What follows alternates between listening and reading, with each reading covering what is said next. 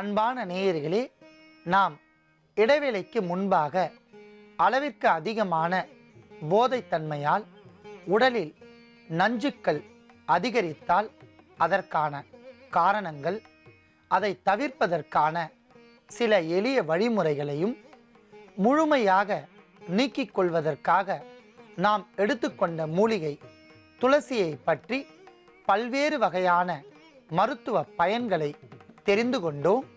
இப்பொழுது நாம் எடுத்துக்கொண்ட மூலிகைகளின் அளவுகளை பார்க்கலாம். துளசி 10 கிராம், அருகம்பில் 5 கிராம், வசம்பு துண்டு 5 கிராம், சுத்தம் செய்யப்பட்ட சுக்கு துண்டு 5 கிராம், கோரைக்கிழங்கு 3 கிராம், மிளகு 3 கிராம், ஜீரகம் 3 கிராம். அன்பான நேயர்களே, அத்தனை பொருட்களையும் ஒன்றாக நாம் எடுத்து வைத்துள்ளோம். இப்பொழுது இந்த பொருட்களை அனைத்தையும் நன்றாக அரைத்து தூள் செய்து எடுத்துக்கொள்ள வேண்டும்.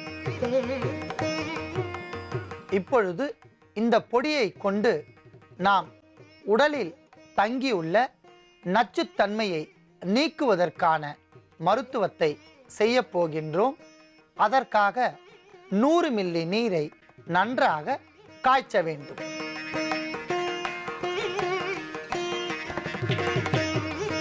அன்பான நேயர்களே, நன்றாக கொதித்து கொண்டிருக்கின்ற நீரில் நாம் அரைத்து எடுத்த மூலிகை பொடியிலிருந்து 5 கிராம் சேர்த்து கொதிக்க வைக்க வேண்டும்.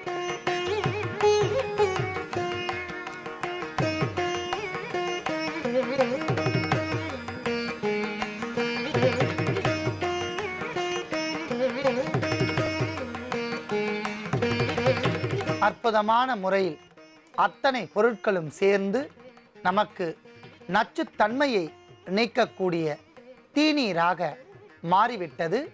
அதை நாம் வடிகட்டி எடுத்துக்கொள்ளலாம்.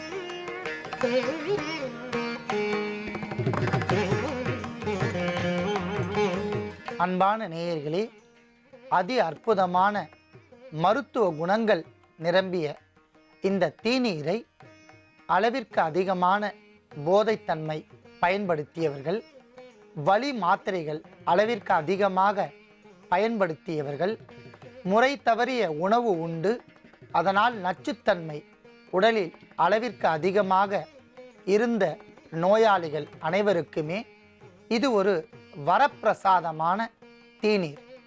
இந்த தீநீரை தயாரித்து காலை வேளை மலம் கழித்துவிட்டு வெறும் வயிற்றில் 50 மில்லி அளவிற்கு பருகி வந்தால், வாரத்திற்கு ஒரு முறை பருகி வந்தால் படிப்படியான இரத்தம் சுத்திகரிக்கப்பட்டு நச்சுத்தன்மை மிக இயல்பாக வெளியேறும்.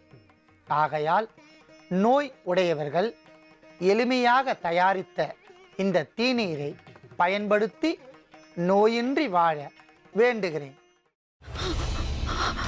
இதுக்கு மேல என்ன சொல்ல போற? சொல்றதுக்கு வேற ஏதாவது பொய் இருந்தா சொல்லிடு. அவதான் என்ன ஏமாத்தி எல்லாத்தையும் என்கிட்ட இருந்து பறிச்சிட்டான்னு பார்த்தா நீயும் இப்போ அதே தான் பண்ணிருக்க.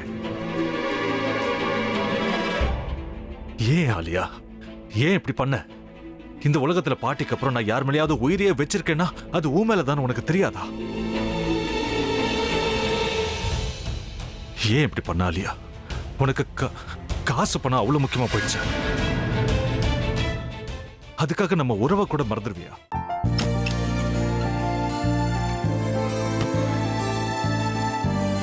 சக்தி சக்தி, ஒரு நிமிஷம்.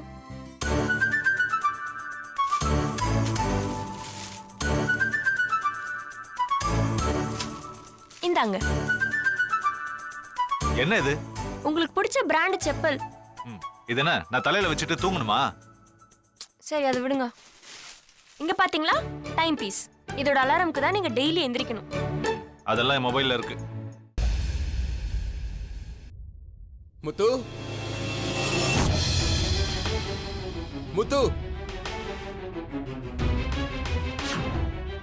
என்னடி இவன் முத்துன்னு ஒருத்தைய உருவாக்கி விட்டான்? செல்வியை மறப்பான்னு பார்த்தா எப்ப பார்த்தாலும் முத்து முத்துன்னு கூப்பிட்டு இருக்கான். முத்துவை கூப்பிட மட்டுமா செய்யறான்? முத்துவை வச்சு என்னென்னமோ செய்யறான். நாம தான் இழிச்சவாய் மாதிரி வேடிக்கை பார்த்துட்டு இருக்கோம். என்ன முறைச்சு என்ன பிரயோஜனமாயா? உனக்கு வேற குரல் போயிடுச்சு. அடுத்து அவ செல்விய கூப்பிட்டானா என்ன பண்ண போற? உன்னுடைய விருப்பப்படியே நீ ராமநாத வீட்டு மருமகளா வாழப் போற.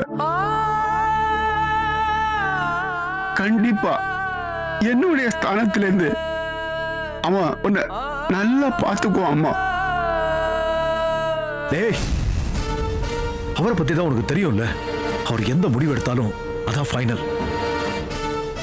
நம்ம அப்பா வேணுமா வேணாமாங்கிறத நீயே முடிவு பண்ணிக்கோ. வாடா.